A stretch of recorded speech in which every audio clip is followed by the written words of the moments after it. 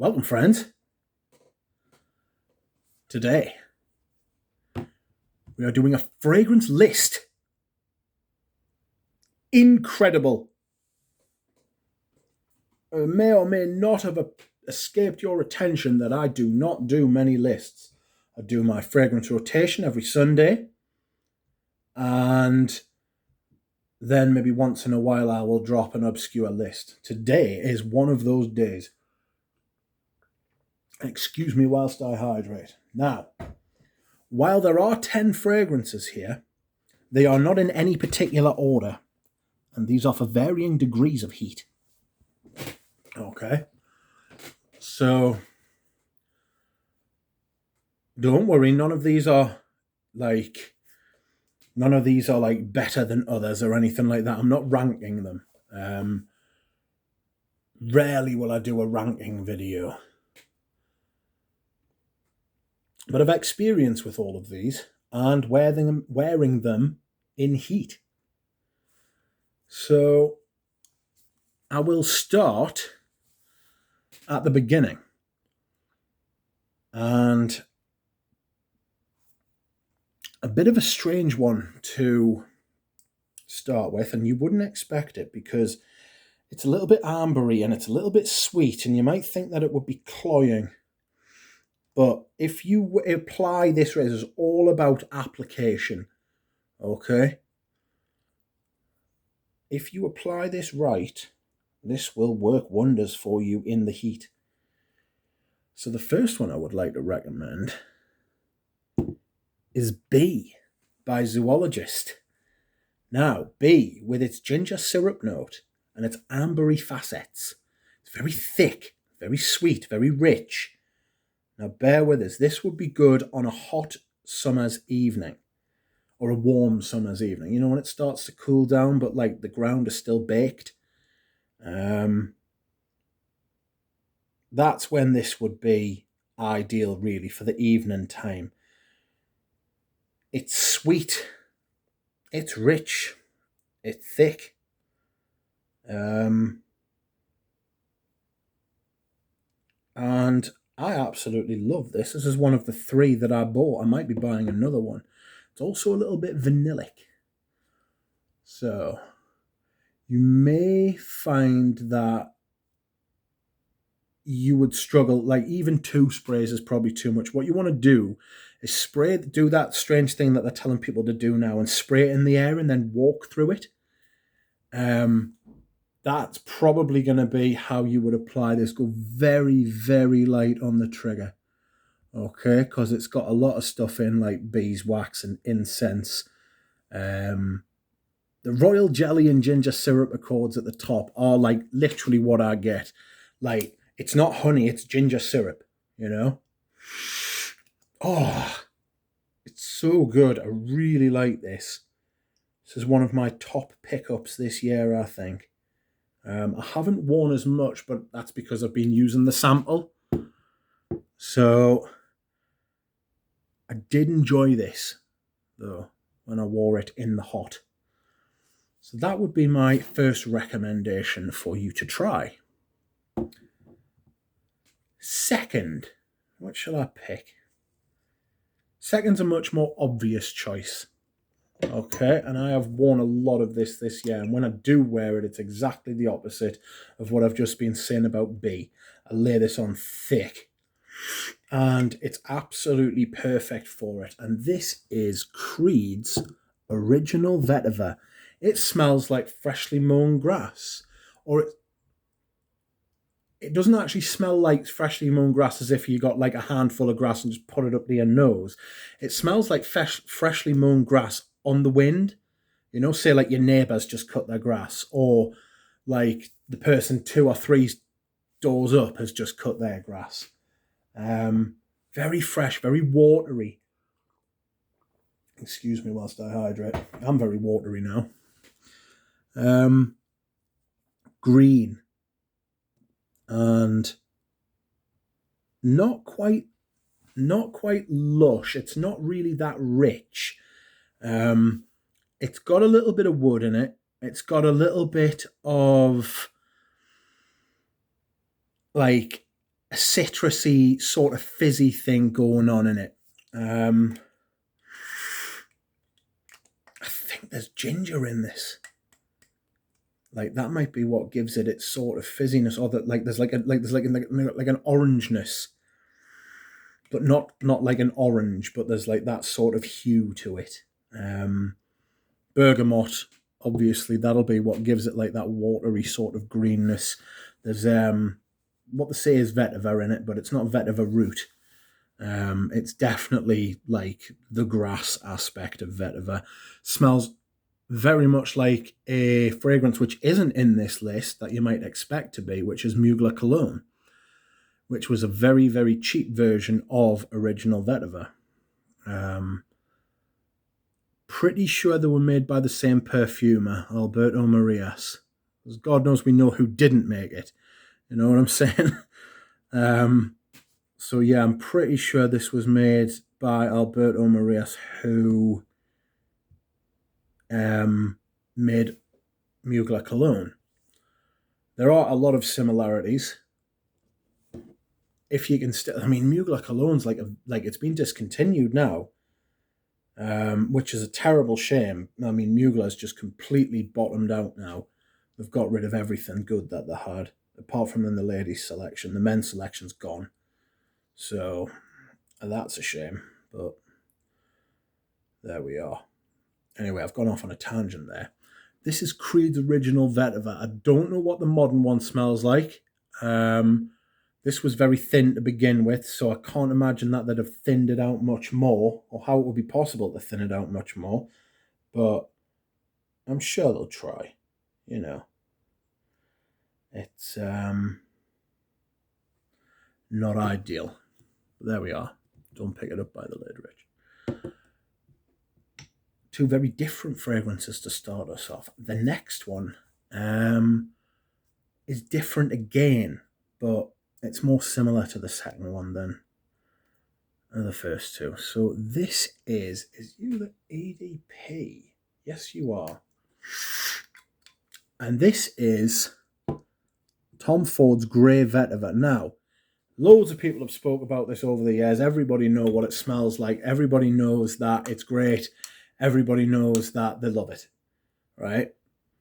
And you can see how much of a dent I've put in this. When I wear this, I lay it on thick. It's very, very dry. You know, I get that sort of dry gin, dry white wine sort of vibe from it. Not as if it's like mopping you up. Do you know what I mean? Like mopping your brow to make your brow dry. But it's definitely got that dry white wine sort of like vibe going on. Sorry, I don't know what's happening with the light. I don't know that anybody's ever like sort of made that connection before. It could be the sage. I think there's nutmeg in here as well. Obviously, it's a huge vetiver fragrance. But again, it's got there's like a woody sort of tone there. And I think there's oak moss. How can I forget the word oak moss? I think there's oak moss in it as well, which gives it like a little bit of dryness too.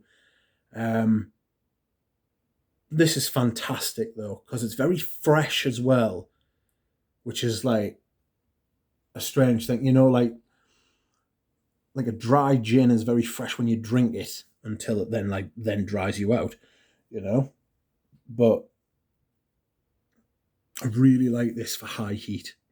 Not the highest of high heat, because there is stuff like amber in it and iris, which add a kind of like a roundness to the fragrance. It's good. It's a good thing that it's added like this kind of rounded base to it.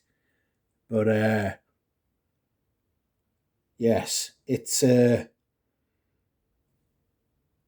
something I wouldn't like to be without, and it was out of stock for a while. I think this has got Lilial in it, which has recently been banned altogether, so I think they had to reformulate it. But the Tom Ford sales assistants were telling me they hadn't heard anything, whether it was coming back or not. I was in the shop the other day and it had reappeared.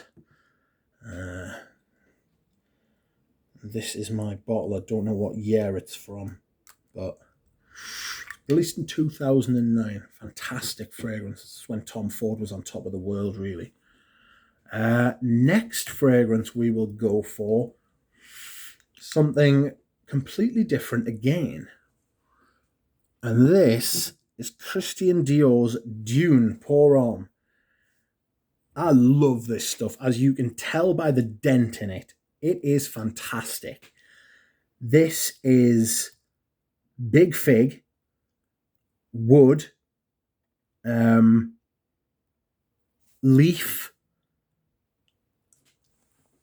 The fig gives it this sweetness and this sort of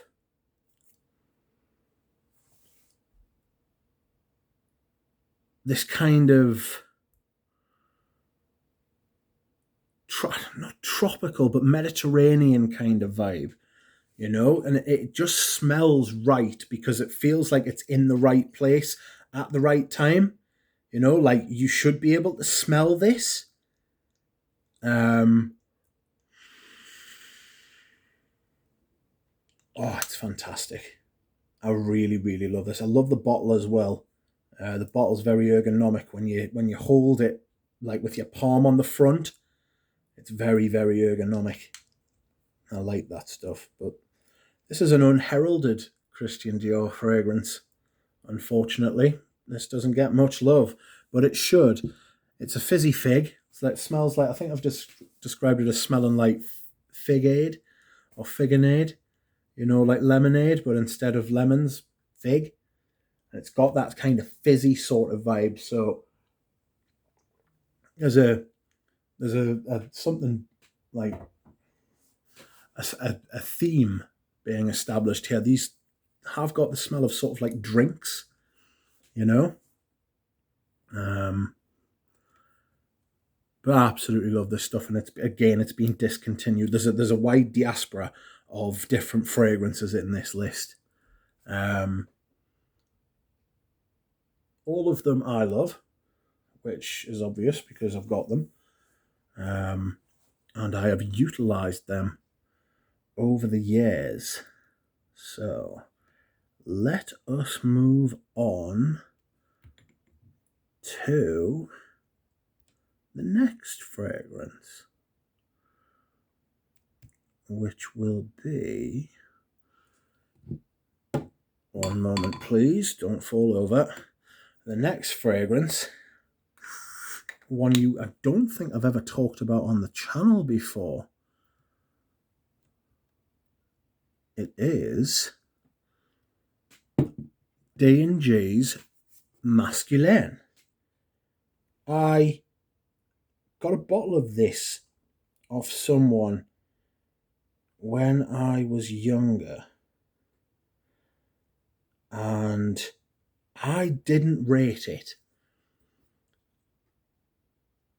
And I looked for it, went off the bottle, and I didn't use it very much. I didn't really like it. And it sort of went to like in my little collection when I was younger, like much younger. I'm talking like when I was like in my late teens, early 20s, maybe my early 20s. I just didn't like how different and like weird and out of my sort of what the Americans call wheelhouse this was. It was made by a perfumer called Max Gavari. And I have heard of Max Gavari before, but I'm not aware of anything else he's done. This is very much a bergamot fragrance. And I'm going to spray some. I'm not wearing it today, but spray's not bad. It's so fresh and zesty. This is what you would think is like your archetypical fresh cologne style Italian summertime perfume or cologne if you want. It's so fresh, it's so zesty. There's petitgrain and bergamot, and I'm looking at the notes now, and I really don't get orange blossom, clary sage, caraway, jasmine. I get a little bit of the mint. I get a little bit of the wood. Apparently it's teak wood, and there's some fig leaf again. So all of these things like strike me as like very summertime sort of things, especially the bergamot, especially the petitgrain, mint. Fig, it's a push, maybe some fig. The cap, I mean, that is just a fat pound of plastic. You'd never get away with that these days. I shall have to dispose of that responsibly when I come to get rid of it. But that is something you could easily just spray on. I actually bought that because I wanted to experience it now I was older. The bottle I had before, still half full, and it has turned but hard. So there's no point in even smelling that at the minute. But that is another one I would recommend. That's discontinued and quite hard to find. But there is, like I say, a wide diaspora of fragrances here. If you want to look for that and it sounds interesting, you do just that. Next I'm going to use one which will come as absolutely no surprise to anybody, and that is Guerlain's Herba Fresca. I smelled this in the shop the other day, and I'm pretty sure I got some differences, and they were noticeable to me. Excuse me whilst I hide. It's thirsty work, these lists. This is all about what it says on the tin. It was made by Mathilde Laurent when Jean-Paul Guerlain was still there, and it is essentially a mint and tea fragrance.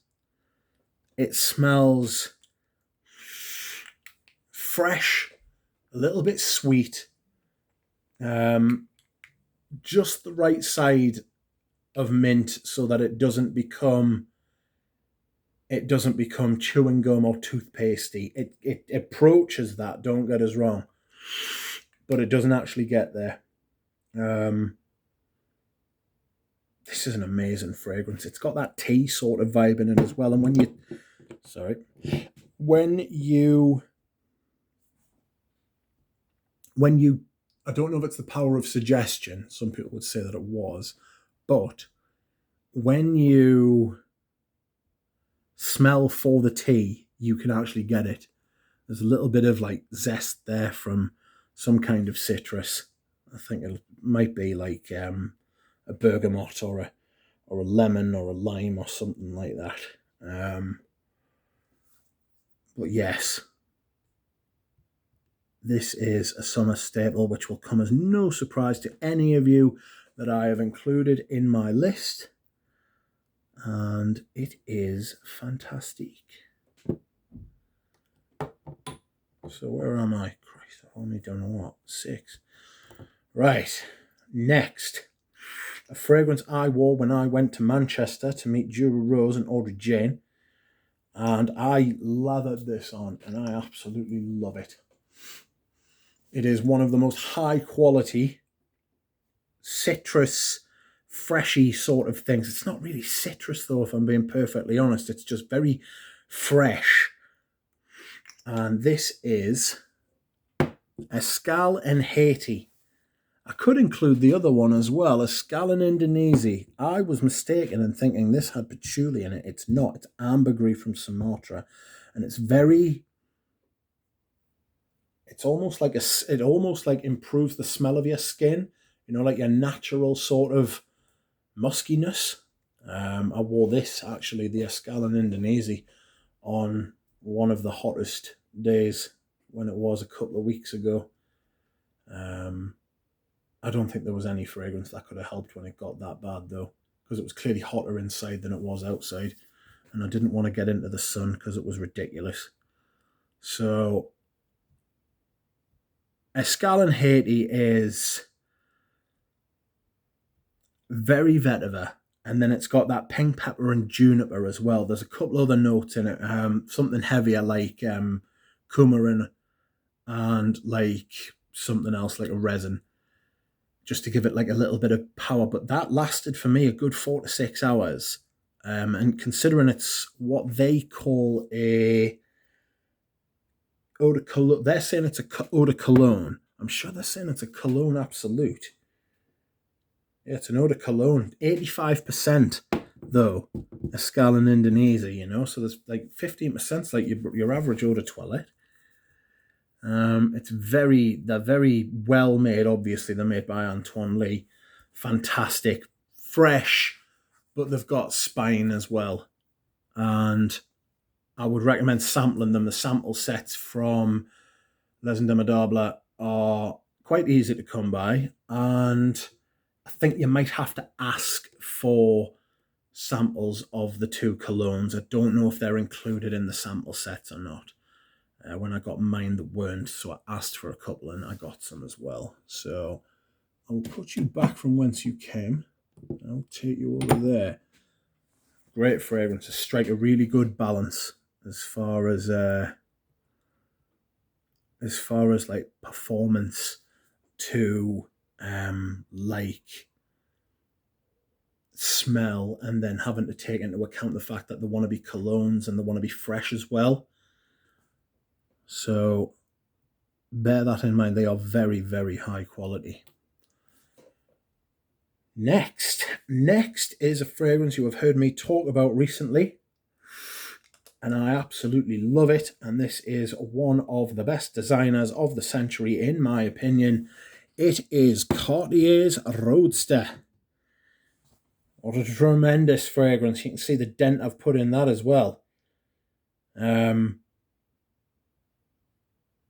I absolutely love this stuff. I love the bottle. I love the smell. It used to be very, very available, and the prices are going through the fucking roof at the minute, and it's scandalous. You know? I remember telling Guerlain and Eugene and Thomas, I was like, oh, I'm going to get a backup bottle of Roadster. This was like last year. Guerlain replied, quite sensibly, to be fair, nobody needs a backup bottle of Roadster. Don't be silly. And I got one anyway, and the prices now have gone through the roof. They're insane, and it's actually getting quite hard to get a hold of. It's such a shame this was discontinued. It's mainly mint, right? But the mint combines with the bergamot and the vetiver to give this almost like juicy apple, not like a crunchy apple, but like a juicy green apple vibe. I went for the longest time thinking this had apple in it, and it doesn't. It's the mint, the nature of the mint, combined with the bergamot and the vetiver. The base, it dries down to this vanilla patchouli soft, and there's labdanum in it as well, and it dries down to this soft kind of beautiful. I want to wear this now. This soft kind of beautiful, slightly fresh, even in the dry down. Amazing designer fragrance, which you just don't get anymore. When you smell it, you very much know that it's a designer fragrance. But by the same token, when you smell it, you very much know that it's really high quality as well. And for the money you used to be able to get it for, it's such a shame that they've got rid of it. It's an act of absolute self-immolation. It mustn't have been selling, because they wouldn't have just got rid of it if it was like a huge seller, obviously, but it's a terrible blow. It was released in 2008. Mathilde Laurent, who also did Herba Fresca, she knows her way around a good summer fragrance, clearly. She is the in-house perfumer for Cartier, and frankly, she's done a wonderful job. I absolutely love it. Next, we are going to go with a fragrance again, which will not surprise any of you whatsoever. Oh, this is another fragrance I wore on one of the hottest days in England ever.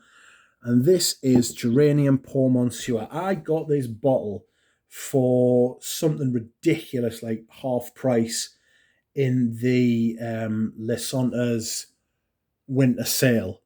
It was something like a third off or a half off. It was ridiculous. I was absolutely over the moon. But this is worth every penny of the retail as well. This is an incredible fragrance. I love this.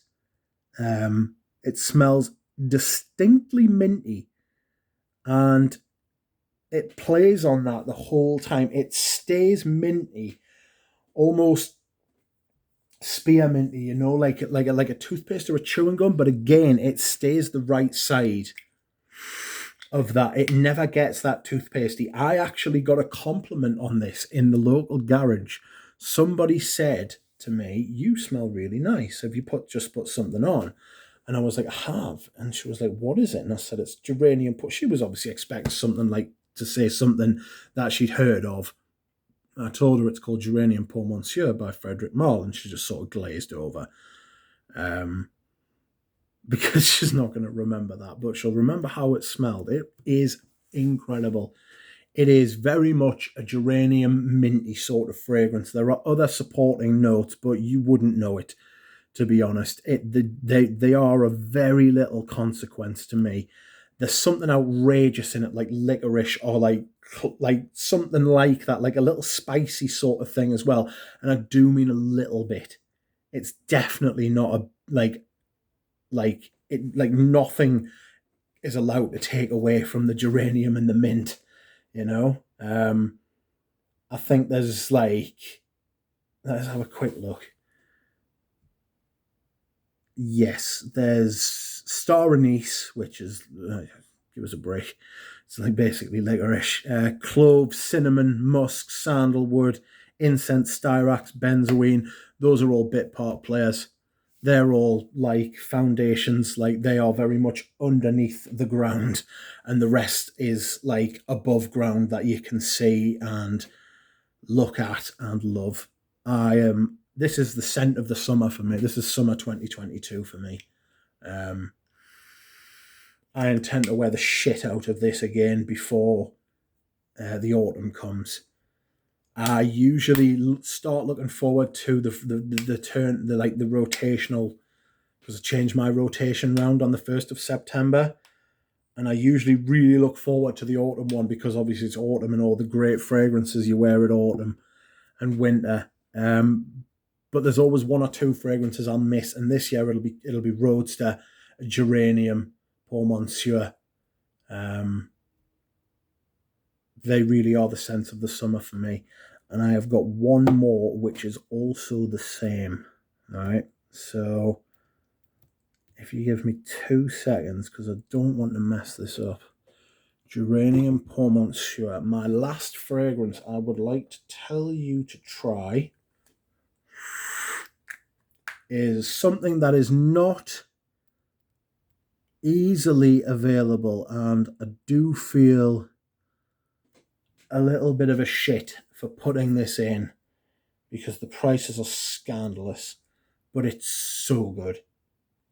It's so fucking good. And this is Dolce & Gabbana's Pour Homme 1994. This has got everything.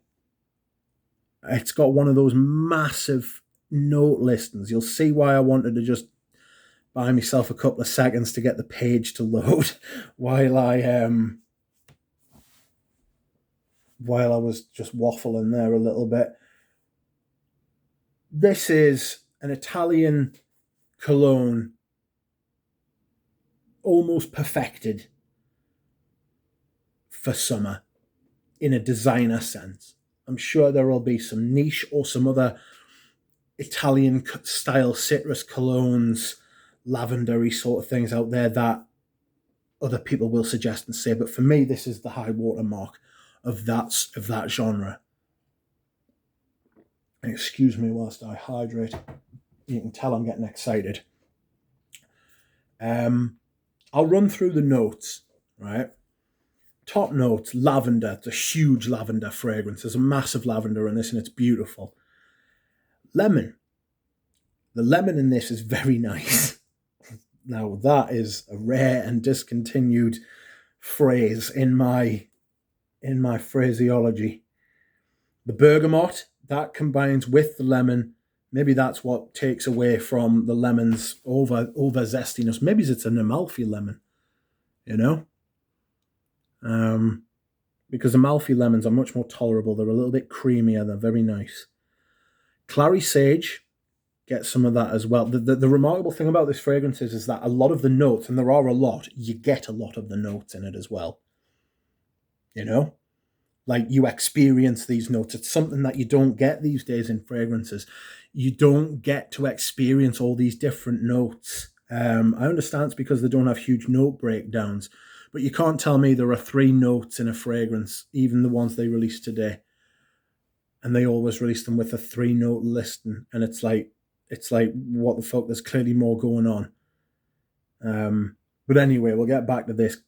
Lavender, huge. Lemon, huge. Bergamot, yes. Clary sage, yes. Tarragon, not hugely. Neroli, yes. Orange, yes. Mandarin orange, yes. The middle note, pepper. Now, this is a strange one. I do not get the pepper in this, but I get this. I don't smell pepper, but I recognize that there's pepper in there. That doesn't make any sense. When I put it on my skin and I look for pepper, I can smell it. I don't know if it's the power of suggestion, which is obviously the first thing you would think, but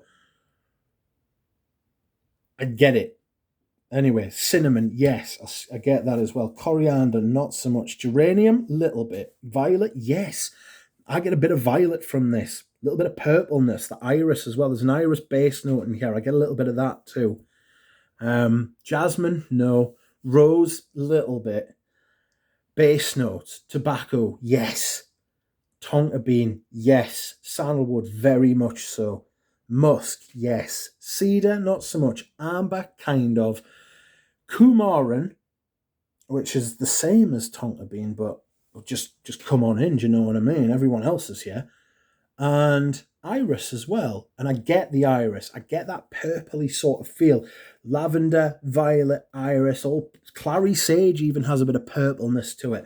When you smell this, even the lid's got, it's dark navy blue, but there's a touch of purple about you. Absolutely, definitely. This is one of the best fragrances of the 90s, designer fragrances at least, released of the 90s. Maybe that's a list I can do again one day. Well, do for the first time, I should say. It really is a pain in the arse how expensive it is to find this version of this fragrance. I was watching a Super Jacob video, and he suggested that the latest version of this is not half bad. I would like to smell it. I would very much like to smell it. I can't remember it. If I have smelled it, I can't remember. But I would very much like to smell it again and compare it to this. I can't imagine it's as good as this, because this is absolutely exceptional. And it's brilliant on a summer's day. It lasts all day. And by the time you get to the evening, when it cools down, the tobacco, the tonka bean, the sandalwood are still there. And they are perfect for that setting. They're very, very calm. They're very, very, they're not light. They're very present, but they're not overbearing at all. And it's an incredible experience to wear it. This is one of my, I've got a few backup bottles, I won't lie. Not cheap at all. But this is a fragrance I can wear because of those backup bottles. I don't baby it, I wear it. And that's what you should do with your fragrances. Anyway, that is the end of this list. It has taken nearly 35 minutes, for which I apologize profusely. But if you've made it this far, thank you very much. I hope you have enjoyed it. We have ended on a high, I feel. I was struggling for ideas to what for videos to make, and then Ramsey suggested do a a summer top 10, I thought, yeah, go on then, I will. And so I have. Thank you very much for watching, everybody. I hope you have enjoyed it. I will see you again soon.